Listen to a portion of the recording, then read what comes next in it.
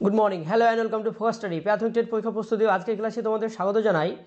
Primary টেটে আর মাত্র 5টা দিন বাকি আছে। এই অল্প সময়ের মধ্যে তোমাদেরকে এখন শুধুমাত্র প্র্যাকটিস করতে হবে এবং বেশি বেশি রিভিশন দেওয়ার চেষ্টা করতে হবে। যত অল্প সময়ে তোমার বেশি বেশি তথ্য জানতে হবে তত সেটা কাজে দেবে। তো তাই আজকে আমরা অষ্টম শ্রেণীর পরিবেশবিদ্যা বইটি নিয়ে আলোচনা করব। এই বইটি থেকে অনলাইনে কোশ্চেন এবং সঙ্গে সঙ্গে অ্যান্সার এখানে দেওয়া আছে।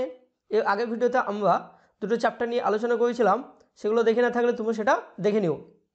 তো বেশি কথা না বলে চলো দেখে নিই আজকে কোশ্চেনগুলো।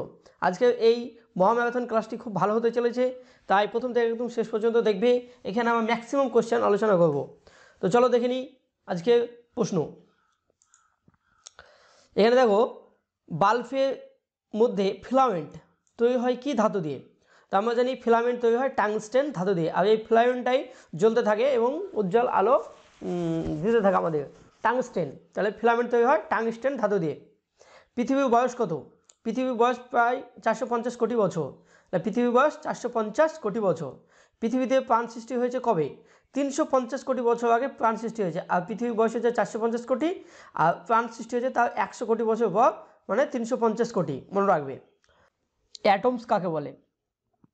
যে অতি ক্ষুদ্র কণাকে আর ভাঙা যাবে না, ডেমোক্রিটাস তাকে নাম দিয়েছিলেন অ্যাটমস। এখানে টাইপিং মিস্টেক আছে, তোমরা একটু মানিয়ে নাও। তো অ্যাটমস মানে কি?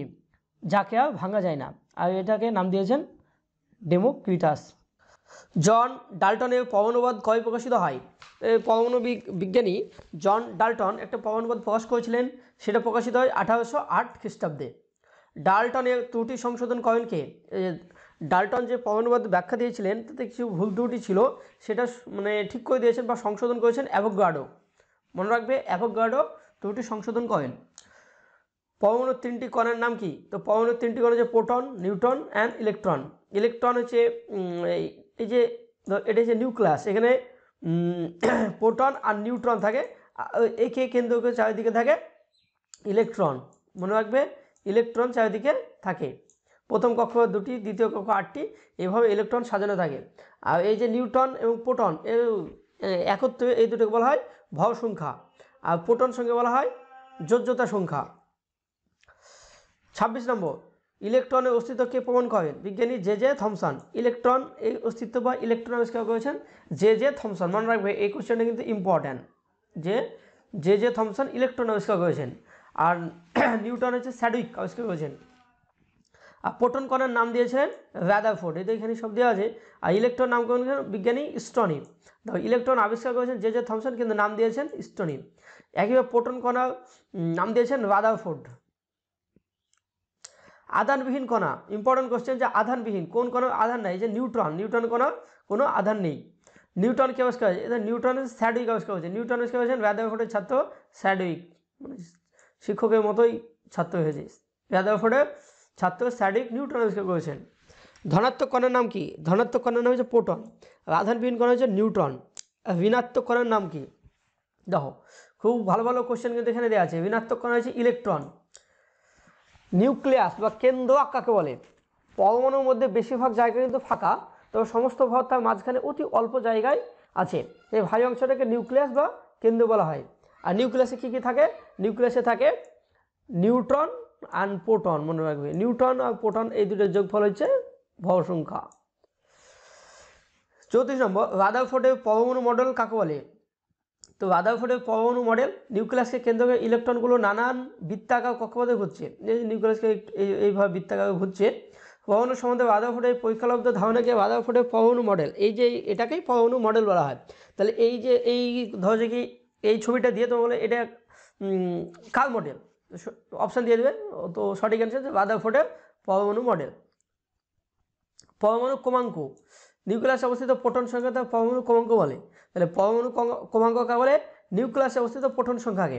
আর নিউক্লিয়াসে প্রোটন যতগুলো থাকে, বাইরে কিন্তু ইলেকট্রন ঠিক ততটা থাকে। যদি এখানে প্রোটন 5টে থাকে, ইলেকট্রনও কিন্তু এখানে 2টো থাকবে, বাকি এখানে 3টে থাকবে। মনে রাখবে।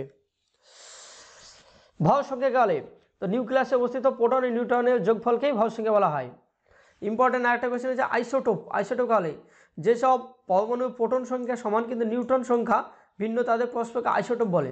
দেখো প্রোটন সংখ্যা সমান কিন্তু নিউট্রন সংখ্যা আলাদা, এটা হচ্ছে আইসোটোপ, তাকে বলবো আমরা আইসোটোপ। ঠিক আছে, আইসোটোপ কাকে বলে? ভিন্ন মৌলে যেসব পরমাণু ভর সংখ্যা সমান, দেখো ভর সংখ্যা সমান তাদের পরস্পর আইসোবার বলা হয়। তাহলে ভিন্ন মৌলে যেসব পরমাণু ভর সংখ্যা সমান তাকে আইসোবার বলা হয়। আর প্রোটন সংখ্যা সমান কিন্তু নিউট্রন সংখ্যা আলাদা, তাকে বলবো আইসোটোপ। এখানে মনে রাখবে আইসোটোপ হচ্ছে নিউট্রন সংখ্যা হবে আলাদা। এবার 39 নম্বর কোশ্চেন। এই কোশ্চেনগুলো যে তোমাদের শুধুমাত্র প্রাইমারি টেটের জন্য ইম্পর্টেন্ট এমনটা নয়, তোমরা অন্যান্য কম্পিটিটিভ পরীক্ষার জন্য যদি প্রস্তুতি নিয়ে থাকো, দেখা গেলো ফুড এসআই, তাহলে ক্লার্কশিপ বা মিসলেনিয়াস, ডব্লিউবিসিএস, সমস্ত এক্সামের জন্য কিন্তু এগুলো ইম্পর্ট্যান্ট। এখান থেকে কিন্তু সমস্ত এক্সামে কোশ্চেন তোমাদের আসে। এমনকি তোমরা যদি কোনো ক্লাস 8-এর ছাত্রছাত্রী হয়ে থাকো বা তোমাদের ভাই বোন কেউ থাকে তাদেরকেও দিবে, তারাও এখান থেকে অনেকটা জ্ঞান লাভ করবে, অনেক কিছু জানতে হবে। নিউক্লিয়াসের ব্যাসের তুলনায় পরমাণু ব্যাস কত গুণ বেশি? তাহলে নিউক্লিয়াসের ব্যাসের তুলনায় পরমাণু ব্যাস কত গুণ বেশি? প্রায় 1 লক্ষ গুণ বেশি। এই টাইপের কোশ্চেন আসবে না যদিও। 40 নম্বর দাও, ধূপ এর গন্ধ ছড়িয়ে পড়া মানে কি? ধূপ গ্যাস অবস্থায় অণুদের মানে গ্যাস অবস্থায় অণুরা ছড়িয়ে যায়। এই যে ধূপ যখন দেওয়া হয়, এই যে অণুগুলো গ্যাস আকারে ওর দিকে উঠতে থাকে বা বায়ুমণ্ডলে মিশে যায়, তার জন্য আমরা ধূপের গন্ধ শুনতে পাই। ধূপের গন্ধ শুনতে পাই না, জাস্ট ধূপের গন্ধটা পাই। 41 নম্বর, গলন কাকে বলে? কঠিন যখন গলে গিয়ে তাহলে এই অবস্থা গলন বলে। আমরা সবাই যে ফুটন, ফুটন মানে জলকে ফুটালে যে বাষ্প, সেটাই হচ্ছে স্ফুটন। ঊর্ধ্বপাতন কাকে বলে? কঠিন থেকে সরাসরি বাষ্পভাগে ঊর্ধ্বপাতন বলা হয়। তাহলে কঠিন পদার্থ থেকে সরাসরি যদি বাষ্প হয়ে যায় সেটাকে বলো ঊর্ধ্বপাতন। এই দেখো আগের ক্লাসে বলেছেন পদার্থের অবস্থা এখন আর 3টি নাই, কঠিন, তরল, গ্যাসীয় নয়। আর একটা অবস্থা আছে প্লাজমা অবস্থা। এটা কিন্তু ইম্পর্টেন্ট কোশ্চেন যে পদার্থের চতুর্থ অবস্থা কি? তো পদার্থের চতুর্থ অবস্থা হচ্ছে প্লাজমা। মনে রাখবে প্লাজমা হচ্ছে পদার্থের চতুর্থ অবস্থা। কেলাস কাকে বলে? সুন্দর জ্যামিতিক আকৃতির দানাকে কেলাস বলা হয়। জ্যামিতিক যে বিভিন্ন আকার, যে ত্রিভুজ বলো, বর্গক্ষেত্র বলো, এই টাইপের যে জ্যামিতিক আকার আকৃতির দানা হবে তখন তাহলে কেলাস বলবো আমরা, কেলাস। মূলক কাকে বলে? একাধিক পরমাণু জোটবদ্ধ হয়ে যা তৈরি হয় তাকে মূলক বলা। একাধিক পরমাণু জোটবদ্ধ হয়ে যেটা তৈরি হয় সেটা হচ্ছে মূলক। বিক্রিয়ক কাকে বলে? রাসায়নিক বিক্রিয়া অংশগ্রহণ পদার্থের বিক্রিয়ক বলা হয়। রাসায়নিক ধরো যে CaO, ক্যালসিয়াম অক্সাইড, এটা যদি অন্য কোনো একটা রাসায়নিক বিক্রিয়া অংশ নেয় বা এর সঙ্গে কোনো অংশ নেয়, সেই অংশ গ্রহণ করে পদার্থকে আমরা বিক্রিয়ক বলবো। অনুঘটক কাকে বলে? ইম্পর্টেন্ট কিন্তু, যেসব পদার্থ রাসায়নিক বেগ বৃদ্ধি করে তাদের বলে অনুঘটক। তাহলে যেসব পদার্থ রাসায়নিক বিক্রিয়া বেগকে বৃদ্ধি করে, যেমন দেখা গেলো একটা রাসায়নিক বিক্রিয়া তৈরি করতে তোমার 10 মিনিট লাগছে, তখন একটা কেমিক্যাল যদি যুক্ত করা হয় সেটা হচ্ছে বেগকে মানে বাইরেতে সময় কম লাগে, তখন তাকে সেই পদার্থকে আমরা বলবো অনুঘটক। তরমুজে বীজে কোন এনজাইম থাকে? বাহ, খুব ভালো কোশ্চেন। ইউরিয়াজ নামক একদম এনজাইম থাকে তরমুজে বীজে, ইউরিয়াজ। 52 নম্বর কোশ্চেন, তাপমোচী রাসায়নিক পরিবর্তন কাকে বলে? তাপমোচী রাসায়নিক পরিবর্তন, দেখো যেসব রাসায়নিক পরিবর্তন তাপ উৎপন্ন হয় তাদের তাপমোচী বলে, মানে তাপকে মোচন করে।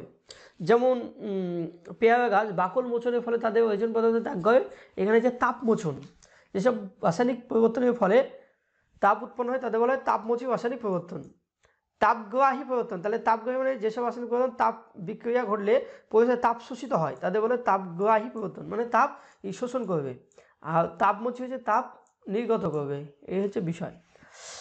আর তোমাদের জানার জন্য বলতে এই যে পিডিএফটা আমরা নিয়েছি আমার pdf.com থেকে, তোমরা যদি এই পিডিএফটা নিতে যাও তাহলে ফোকাস স্টাডি টেলিগ্রাম গ্রুপে যুক্ত হয়ে যাও, লিঙ্ক ইন দ্য ডেসক্রিপশান। দেখো কোন ব্যাকটেরিয়ায় সূর্যের আলো ও বিশেষ ধরনের প্রোটিনের সাহায্যে জলকে ভেঙে অক্সিজেন গ্যাস তৈরি করে?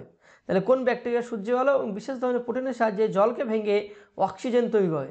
তাহলে এটা হচ্ছে সায়ানো ব্যাকটেরিয়া। এটা পরিবেশের জন্য ইম্পর্ট্যান্ট। তাহলে সমস্ত ব্যাকটেরিয়া যে ক্ষতিকর বা এমনটা নয়, অনেক ব্যাকটেরিয়া হচ্ছে উপকারী। যেমন একটা সায়ানো ব্যাকটেরিয়া সূর্যের আলো বিশেষ ধরনের প্রোটিনের সাহায্যে জলকে ভেঙে অক্সিজেন তৈরি করে, সেই অক্সিজেন গ্যাস আমাদের শ্বাস প্রশ্বাসে কাজে লাগে। অবায়ুজীবী ব্যাকটেরিয়া কাকে বলে? অবায়ুজীবী ব্যাকটেরিয়া কাকে বলবো?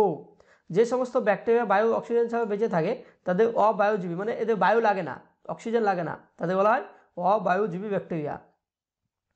প্রাণীদের কোষে কী থাকে? হাইড্রোজেন পারঅক্সাইড ও সুপার অক্সাইড আয়ন, এই দুটো প্রাণীদের কোষে দেখা যায়।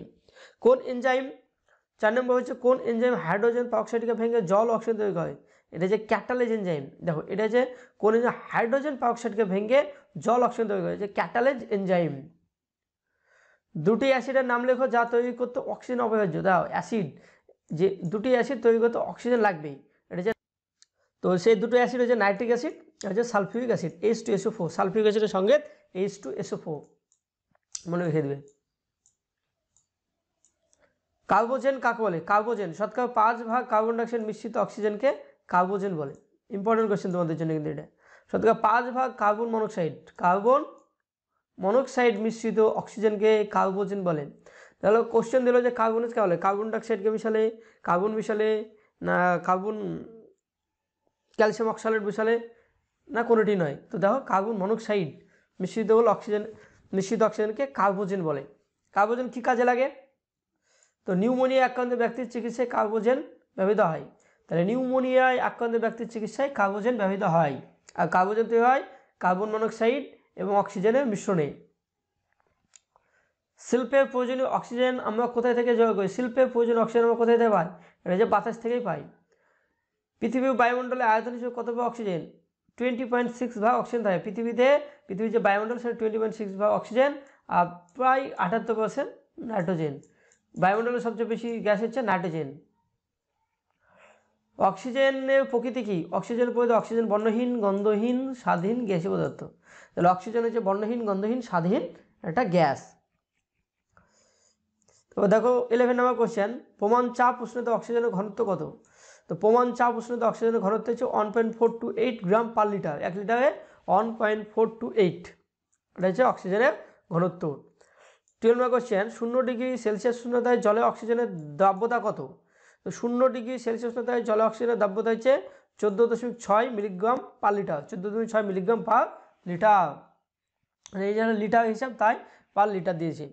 13 নম্বর কোশ্চেন, অক্সিজেনের আইসোটোপগুলি কী কী? আইসোটোপ, দেখো অক্সিজেন আইসোটোপ হচ্ছে 16/18, 17/18 এবং 18/18, এগুলো হচ্ছে অক্সিজেনের আইসোটোপ। 14 নম্বর কোশ্চেন, উচ্চতায় হবে, অক্সিজেনকে উত্তপ্ত করলে কি ঘটে? অক্সিজেন অণু ভেঙে পারমাণবিক অক্সিজেন পরিণত হয়। তাহলে উচ্চ তাপে অক্সিজেনকে উত্তপ্ত করলে অক্সিজেন অণু ভেঙে পারমাণবিক অক্সিজেনে পরিণত হয়। এটা যে উচ্চ তাপে হবে, তাপে। 15 নম্বর কোশ্চেন, নিজে দাহ্য নয় কিন্তু দহনের সহায়ক একটি গ্যাস হচ্ছে অক্সিজেন। খুবই ইম্পর্টেন্ট, নিজে দাহ্য নয় কিন্তু দহনের সহায়ক হচ্ছে অক্সিজেন। একটি শিখাহীন জ্বলন্ত পাটকাঠি অক্সিজেনপূর্ণ গ্যাস হয়ে প্রবেশ করলে কি ঘটবে?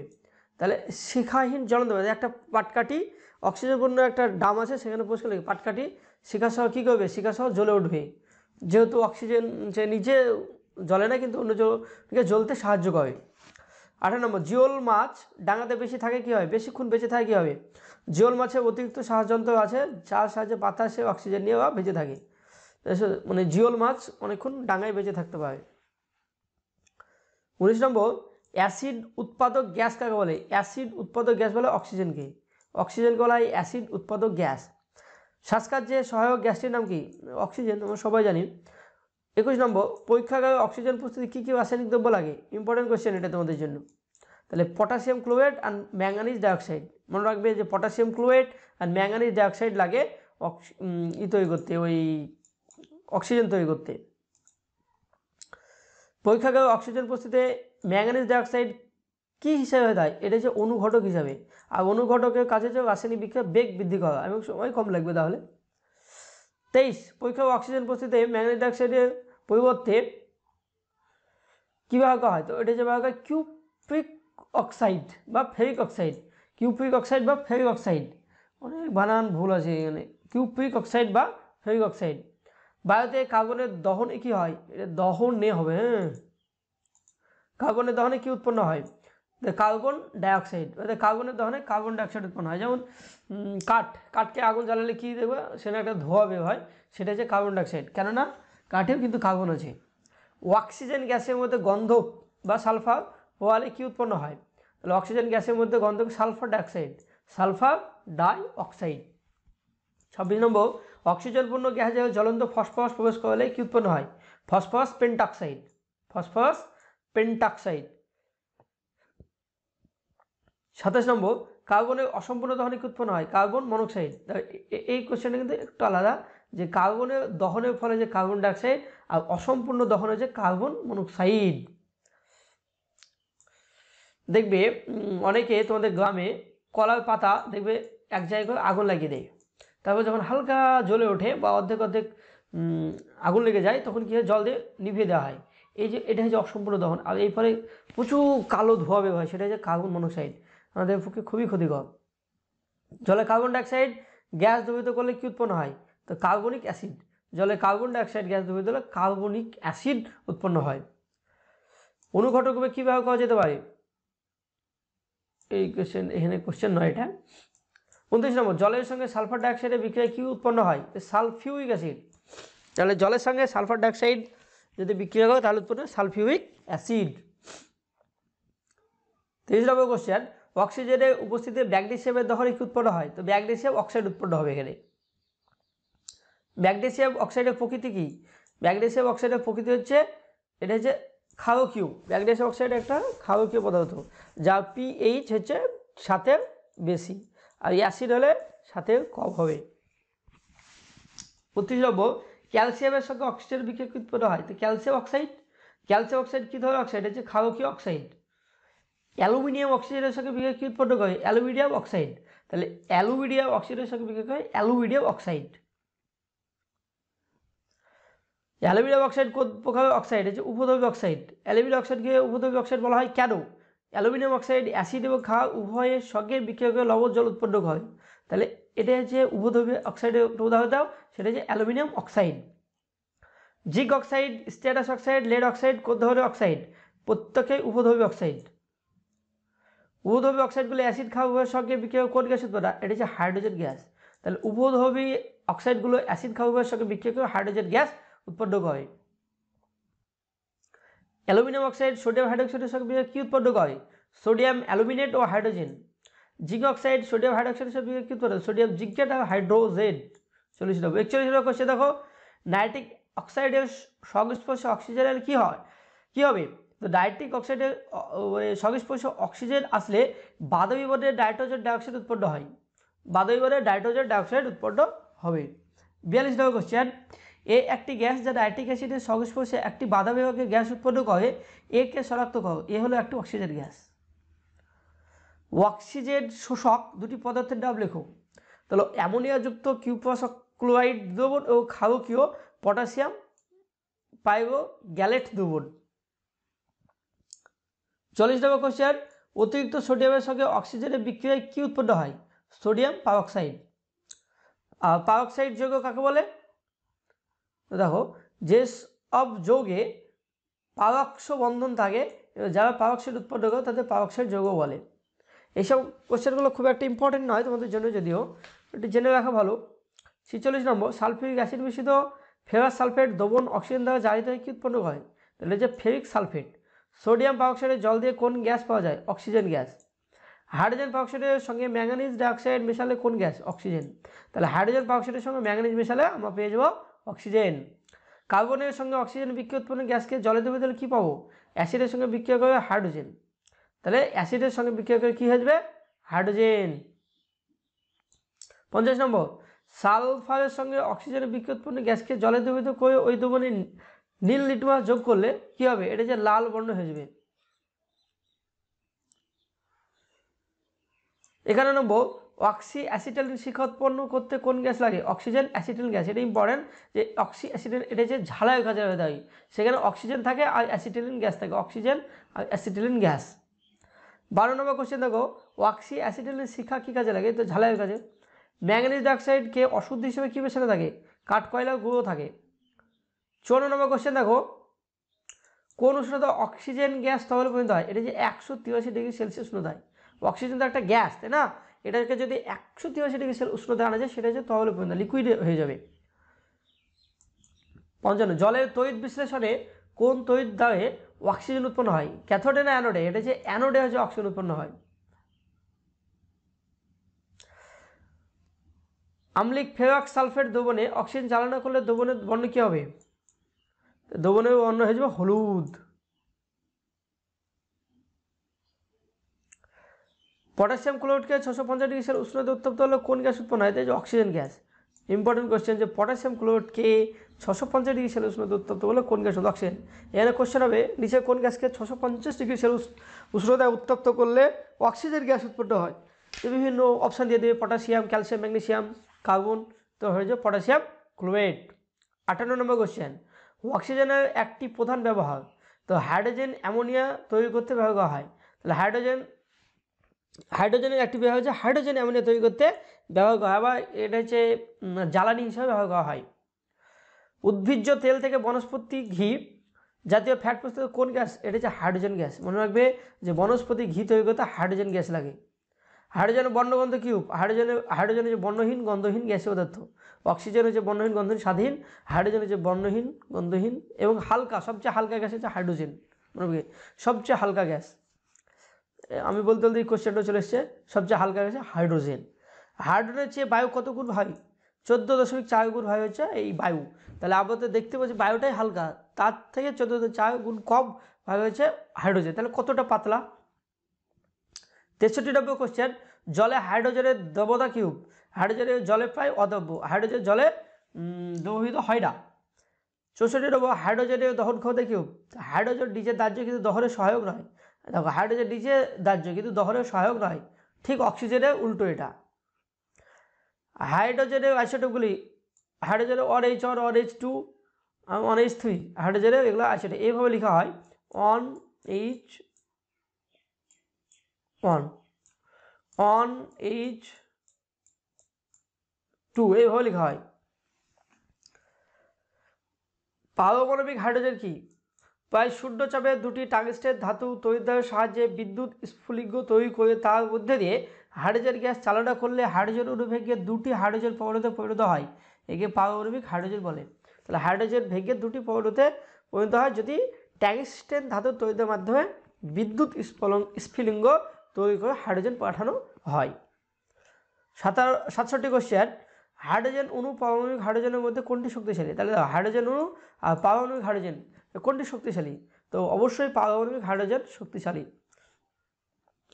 অধাতুর সঙ্গে হাইড্রোজেনের বিক্রিয়া কি উৎপন্ন হয়? তাহলে অধাতুর সঙ্গে যদি হাইড্রোজেন বিক্রিয়া করে তাহলে কী হবে? অধাতু হাইড্রাইড উৎপন্ন হবে। তাহলে অধাতুর সঙ্গে হাইড্রোজেন যদি বিক্রিয়া করে তাহলে অধাতু হাইড্রাইড উৎপন্ন হবে।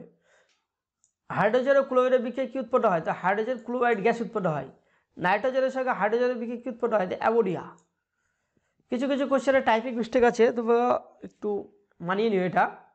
73 নম্বর কোশ্চেন, ধাতুর সঙ্গে হাইড্রোজেন বিক্রিয়া কি উৎপন্ন হয়? ধাতব হাইড্রাইড। সোডিয়াম এবং ক্যালসিয়ামের সঙ্গে হাইড্রোজেনের বিক্রিয়া কি উৎপন্ন হয়? সোডিয়াম হাইড্রাইড এবং ক্যালসিয়াম হাইড্রাইড। উত্তপ্ত কিউপ্রিক অক্সাইডের উপর দিয়ে হাইড্রোজেন গ্যাস চালনা করলে কি উৎপন্ন হয়? কপার এবং জল উৎপন্ন হবে। লৌহ হাইড্রোজেন সালফেটের সঙ্গে জিঙ্কের বিক্রিয়ায় উৎপন্ন হবে হাইড্রোজেন।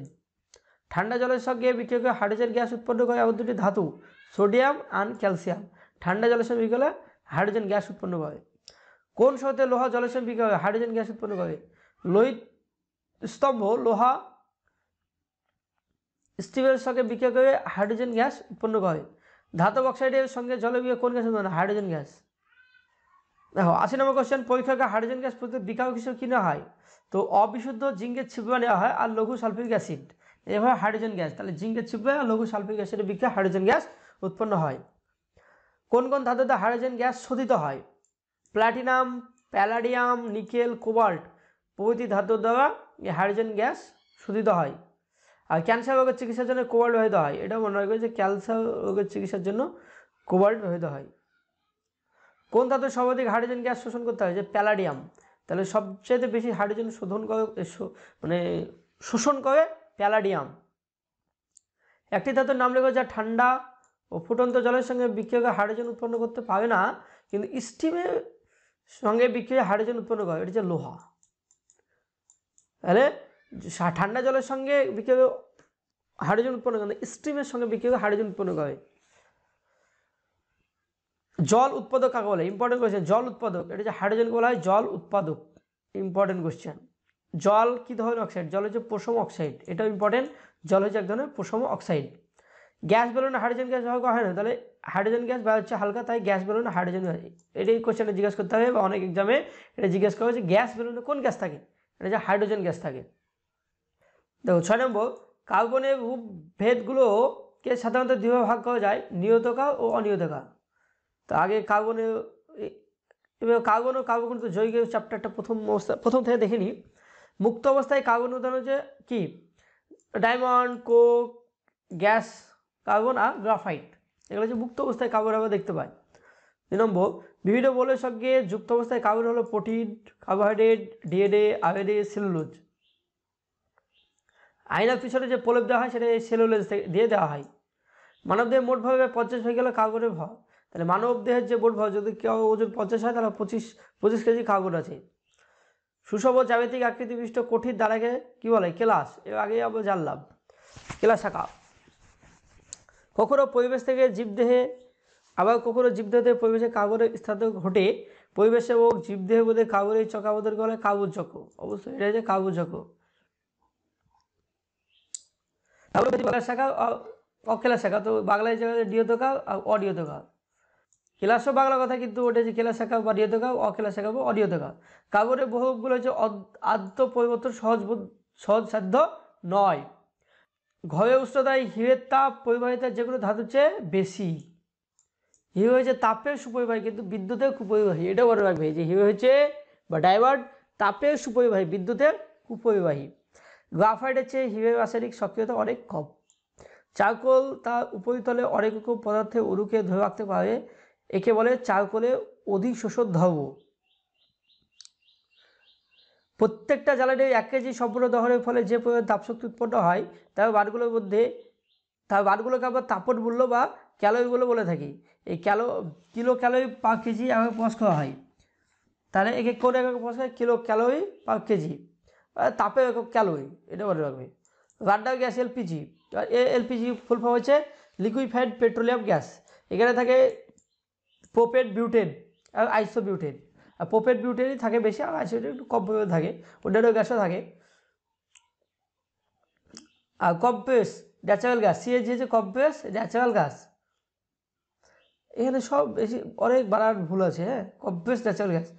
14 নম্বর কোশ্চেন, কয়লা পরিশোধের পদ্ধতিকে কোল ওয়াশিং বলে। ইম্পর্টেন্ট কোশ্চেন, কয়লা পরিশোধের পদ্ধতি, আমরা সবাই জানি কয়লা পরিশোধ হয়, কিন্তু পদ্ধতির নাম কি? তাহলে কোল ওয়াশিং। এর ফলে কয়লার মধ্যে থাকা রসদি হয়, ধোঁয়া ও কম ছাড়া কয়লা পাওয়া যায়। আর কয়লা হচ্ছে 4 ভাগ, অ্যান্থ্রাসাইট, বিটুমিনাস, লিগনাইট, পিট। সবচেয়ে বেশি কার্বন আছে অ্যান্থ্রাসাইটে, সবচেয়ে কম আছে পিঠে। আর ব্রাউন কোল বলা হয়েছে লিগনাইটকে। আর লিগনাইট কয়লা সবচেয়ে বেশি পাওয়া যায় ভারতবর্ষে। 2017 সাল পর্যন্ত ভারতে 19টি কোল ওয়াসারি চালু হয়েছে। ইম্পর্টেন্ট নয়। 16 নম্বর, বিকল্প জ্বালানি হিসেবে অন্যান্য শক্তির উৎস হলো সৌরশক্তি, বায়ুশক্তি, জলঘটা শক্তি, পারমাণবিক শক্তি। এগুলো বলা হয় অপ্রচলিত শক্তি।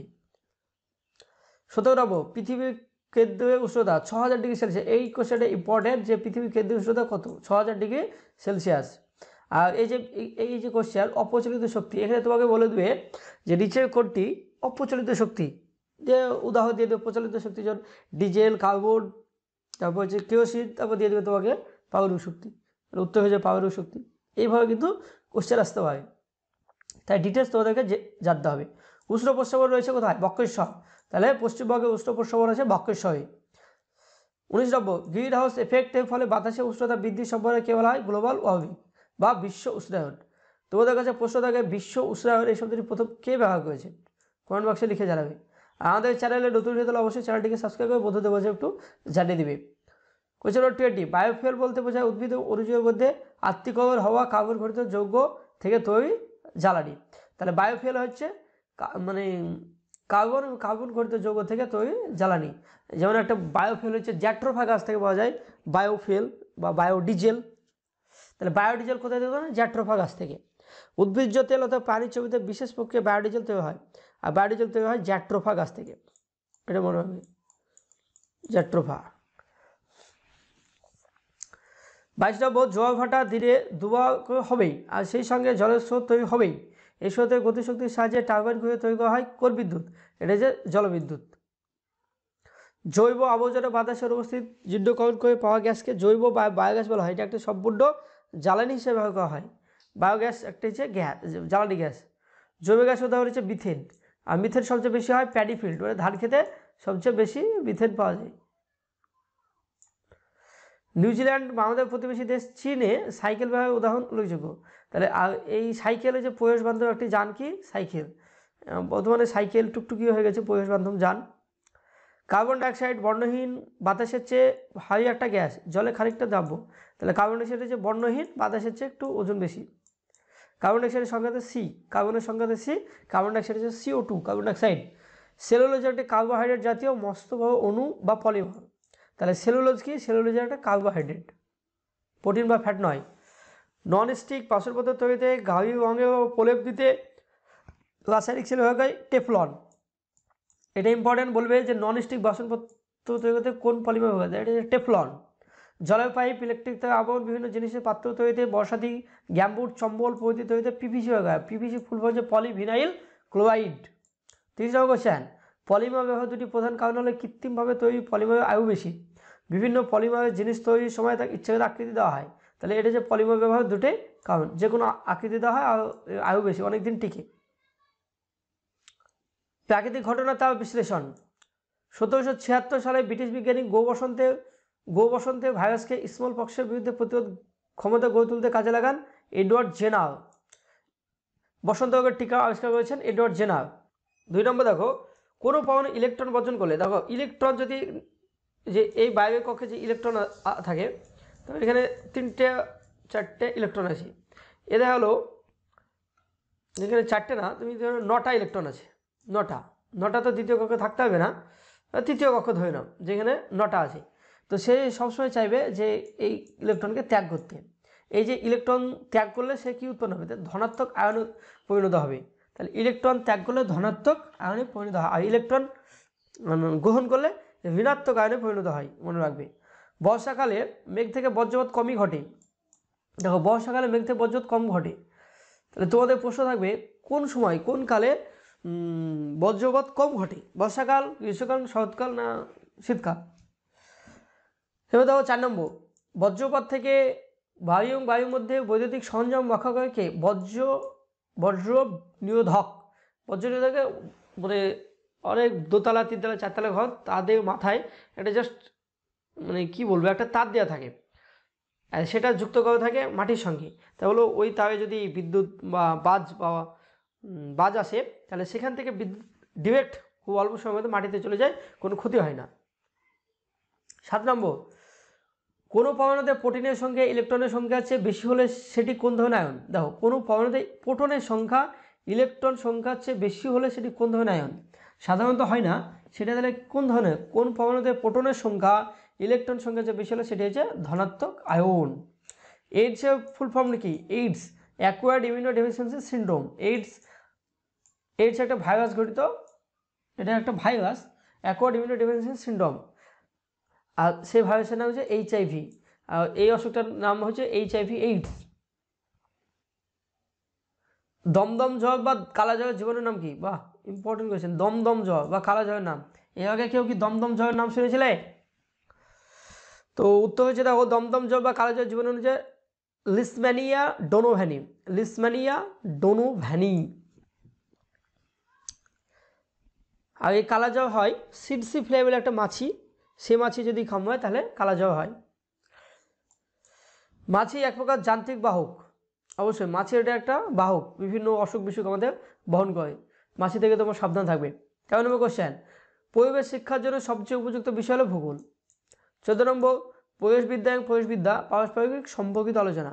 তাহলে পরিবেশবিদ্যা আর পরিবেশ শিক্ষা দুটো হচ্ছে পারস্পরিক বিষয়, একে অপরের সঙ্গে যুক্ত। স্বাধীন ভারতের প্রথম পরিবেশ কেন্দ্রিক আন্দোলন শুরু হয় 1973 সালে। স্বাধীন ভারতের প্রথম পরিবেশ আন্দোলন হচ্ছে 1973 সালে। বিভিন্ন যে পরিবেশ আন্দোলন আছে সেই সমস্ত চিপকো আন্দোলন, নর্মদা বাঁচাও আন্দোলন, সাইলেন্ট ভ্যালি আন্দোলন, বিষ্ণুনবী মুভমেন্ট, এই সমস্তগুলো কিন্তু তোমরা একটু দেখে নিও। 16 নম্বর, এবং পরিবেশ সংক্রান্ত বিভিন্ন আইন সেগুলোও দেখে নিও। পরিবেশের যেসব অবদান সংরক্ষণের উপর মানুষের চাহিদা সামাজিক উদ্দেশ্যে নির্ভর করে সেটা হচ্ছে সম্পদ, যা বজ্রপাত থেকে বায়ুর মধ্যে বৈদ্যুতিক সরঞ্জামকে রক্ষা করে। এর আগে ছিল বজ্র নিরোধক। 18 নম্বর কোশ্চেন, আগে ইনফ্লুয়েঞ্জা একটা ভাইরাস কত বছর অন্তর মহামারী ফিরে আসতো? তো এটা সঠিক আছে 7 থেকে 10 বছর অন্তর আসতে, এখনও এটা আসে না। তারপর দেখো ম্যালেরিয়া রোগের জীবাণু প্রকৃতি লেখো। তাহলে ম্যালেরিয়া যে অসুখটা হয় না, সেটা হচ্ছে প্লাজমোডিয়াম ভাইভাক্স বা প্লাজমোডিয়াম ফ্যালসিপিয়াম। এটা প্রোটোজোয়া ঘটিত রোগ। এটা মনে রাখবে যে ম্যালেরিয়া কী ধরনের রোগ, এটা হচ্ছে প্রোটোজোয়া ঘটিত রোগ। তোমাদের কিন্তু ইম্পর্টেন্ট কোশ্চেন এটা আসে, অনেক এক্সামে কিন্তু এটা আছে। ম্যালেরিয়া কী ধরনের রোগ? প্রোটোজোয়া ঘটিত অসুখ। এটা ভাইরাস না, ব্যাকটেরিয়া না, এটা হচ্ছে প্রোটোজোয়া ঘটিত অসুখ। আর ম্যালেরিয়া স্ত্রী অ্যানোফিলিস মশায় যদি কামড়ায় তাহলে ম্যালেরিয়া অসুখটা হয়। আর ডেঙ্গু হয় এডিস মশায় কামড়ালে। এবার দেখো কলেরা রোগের জন্য দায়ী জীবাণুর নাম কি? কলেরা রোগের জীবাণু হচ্ছে ভিব্রিও কলেরি। কলেরা রোগের জন্য দায়ী হচ্ছে ভিব্রিও কলেরি। 21 নম্বর কোশ্চেন দেখো, বিশ্ব স্বাস্থ্য সংস্থা দ্বারা পরিগণিত প্রথম 3টি মহামারীর নাম দাও। প্লেগ, কলেরা আর পিতজ্বর, এগুলো হচ্ছে মহামারী বা ইপিডেমিক। প্লেগ, কলেরা, পিতজ্বর। আর প্লেগ রোগ বলো হোয়াইট ডেথ, প্লেগ রোগ হচ্ছে হোয়াইট ডেথ নামে পরিচিত। 22, প্রকৃতির কোন অবস্থা উর্ধ্বাকাশ এবং ভূপৃষ্ঠের মধ্যে বিবাহ পার্থক্য বজায় রাখে? বজ্রপাতী প্রকৃতির সে অবস্থা যা উর্ধ্বাকাশ ও ভূপৃষ্ঠের মধ্যে বিবাহ পার্থক্য বজায় রাখে। এই বিবাহ পার্থক্য রাখা হচ্ছে ভোল্ট, যে ইলেকট্রিক বা তড়িৎ, যে বিবাহ পার্থক্য একটা কথা আছে, তার হচ্ছে ভোল্ট। আর প্রকৃতির উর্ধ্বাকাশ এবং ভূপৃষ্ঠের মধ্যে এই যে ভোল্টটা বা বিবাহ পার্থক্যটা বজায় রাখে বজ্রপাত। তাহলে বজ্রপাত ক্ষতিকারক তো ঠিকই, কিন্তু এটাও দরকার আছে পৃথিবীতে। পৃথিবীর সমস্ত জিনিসই দরকার আছে আমাদের, কোনটাই ফালতু সৃষ্টি করা হয়নি। এবার দেখো আরেকটা চ্যাপ্টার হচ্ছে দেহের গঠন। এটা ইম্পর্টেন্ট চ্যাপ্টার, যে আমাদের মানবদেহ সম্বন্ধে সকলে জানা দরকার। খাদ্য হজম করার জন্য কোন অঙ্গ প্রয়োজন? এটা হচ্ছে পাকস্থলী আর ক্ষুদ্র আদ্য প্রয়োজন। ডিউডিনাম, ইলিয়াম সবই দরকার, মুখ্য দরকার। 2 নম্বর, রক্তকে শরীরে বিভিন্ন অঙ্গে পৌঁছে দেওয়ার জন্য যে অঙ্গের প্রয়োজন সেটা হচ্ছে হৃৎপিণ্ড। আর হৃৎপিণ্ডের যে আবরণ সেটা হচ্ছে পেরিকার্ডিয়াম। হৃৎপিণ্ডের আবরণকে বলা হয় পেরিকার্ডিয়াম। জীবদেহের গঠনগত কার্যগত ক্ষুদ্রতম এক হচ্ছে কোষ। তাহলে জীবদেহের গঠনগত কার্যগত ক্ষুদ্রতম এক হচ্ছে কোষ। আর কোষ নিয়ে পড়াশোনা করছে সাইটোলজি। 4 নম্বর কোশ্চেন, কোষগুলি কোষ যন্ত্রে সাজিয়ে দেওয়া যায়, বাইকোস্কোপ। 5 নম্বর, কত খ্রিস্টাব্দে কোন বিজ্ঞানী প্রথম কোষ আবিষ্কার করেন? বিজ্ঞানী রবার্ট হুক কোষ আবিষ্কার করেছে 1665। তাহলে কোষ আবিষ্কার করেছে রবার্ট হুক 1665 সালে। প্রথম কোষ আবিষ্কৃত হয় কোথা থেকে? কোষ আবিষ্কৃত হয় তো ওই যে চিপি বা কর্কের পাতলা যে কর্কের যে চিপি, সে চিপি থেকে মৃত কোষ আবিষ্কার করা হয়েছিল। কত খ্রিস্টাব্দে কলকাতা প্রথম সজীব কোষ? আর প্রথম যে কোষ এই যে আবিষ্কার হয়েছিল এই বিজ্ঞানী হুক, সেটা কিন্তু হয়েছিল মৃত কোষ, সজীব কোষ নয়। তাহলে কত খ্রিস্টাব্দে কোন বিজ্ঞানী সজীব কোষ আবিষ্কার করেন? এটা হচ্ছে 1674 খ্রিস্টাব্দে ডাচ বিজ্ঞানী লিউয়েন হক। এটা আছে লিউয়েন হিক লিখেছে, লিউয়েন হক প্রথম সজীব কোষ বা জীবন্ত কোষ আবিষ্কার করেন। 9 নম্বর দেখো, আণুবীক্ষণিক যন্ত্র কত রকমের? কী কী? 3 ধরনের, সরল, যৌগিক আর ইলেকট্রন অণুবীক্ষণিক যন্ত্র। সরল অণুবীক্ষণ যন্ত্র, যৌগিক অণুবীক্ষণ যন্ত্র, ইলেকট্রন অণুবীক্ষণ যন্ত্র। রজ্জক পদার্থ কি? কোষের গঠনগত কাজ ভালোভাবে বুঝতে গেলে রান্নার আগে রাসায়নিক পদার্থ ব্যবহার করা হয়। এটি হলো ভজ্জক পদার্থ। মানে ভজ্জক পদার্থ লাল, নীল, হলুদ এইসব যে কালার, সেটা হচ্ছে ভজ্জক পদার্থ। সরল অণুবীক্ষণ যন্ত্রের বস্তুকে দেখা যায় 15 থেকে 20 গুণ এনলার্জ করে দেখায়। যৌগিক অণুবীক্ষণ যন্ত্রে 2000 থেকে 4000 গুণ জুম করে দেখায়।